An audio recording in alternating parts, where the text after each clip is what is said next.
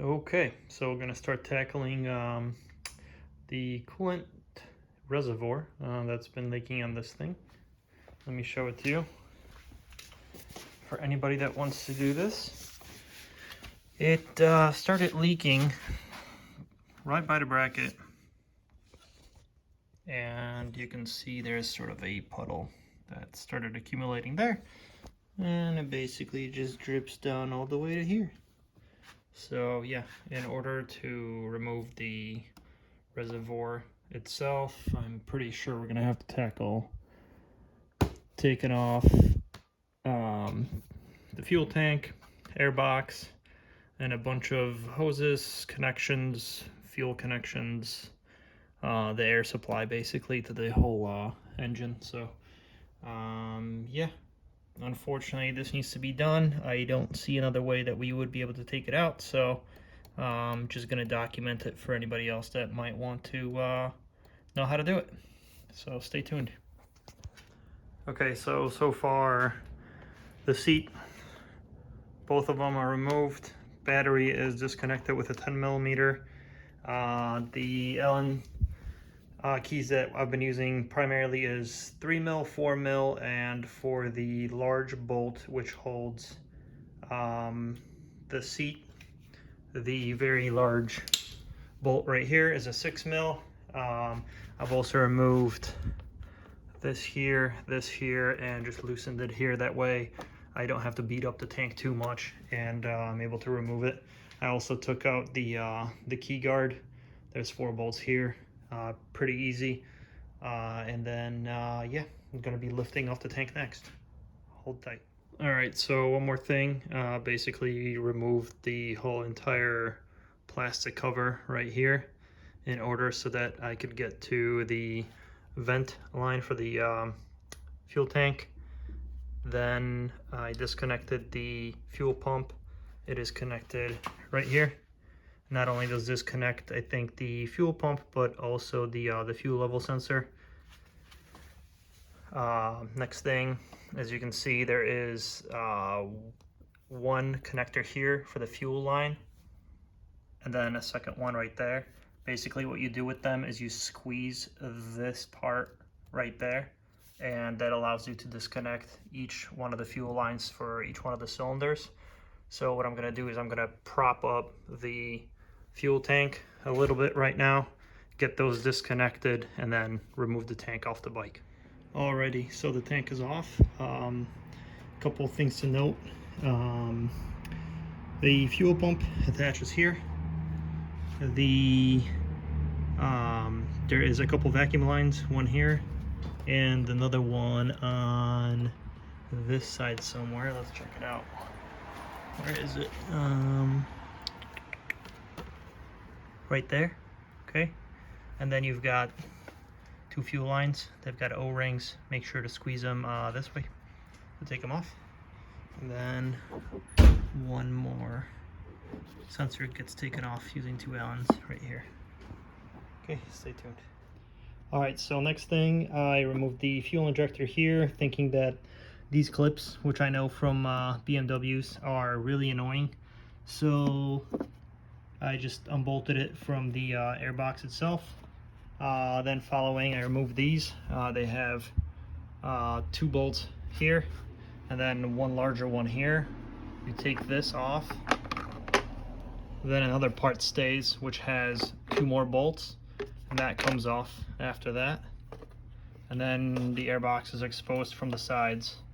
I think the next piece that we're gonna have to tackle is taking care of the throttle linkage, and then we will start disconnecting other things. There's also one hose that I disconnected here, which is located behind the rear brake reservoir, and it just connects to the crankcase, I believe. So it probably pulls vacuum from there, but that's this part. All right, so the airbox is out of the motorcycle. I wanted to go over a few things and make it a little bit easier on some of the folks that are trying to tackle this job themselves, perhaps. So there are quite a few connections that I'll go over, which I'll point out. That way you guys can see them. And then I'll go over the things that really hold the airbox on the motorcycle and on top of the engine.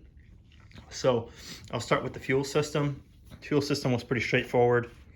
Remove this fuel injector, pretty simple. Didn't even have to disconnect the plug from it, so that was nice and easy. There's one zip tie that holds the line when it runs right through here, so clipped that guy and removed it, and then took the line and kind of swung it to the side of the bike in order so the filter, or so in order for the airbox to be able to come out. Other thing is this bracket right here, this bolt. I would remove it and I would swing the lines all the way to the right side, kind of put it in the corner here. That allows it to clear the airbox and give the airbox more space to pop up so that it can come off the bike. That came in very handy. The other thing too is there's a zip tie that holds the bike harness zip tied here, and one of the cables that runs is the injector for, this would be the horizontal cylinder, and it's connected of course to the fuel injector on the airbox. You won't be able to take it very far out of the motorcycle as this cable, this connector is not very long, so don't forget that guy. This crankcase hose, I think I mentioned already, it goes right behind the rear brake reservoir on this side of the bike.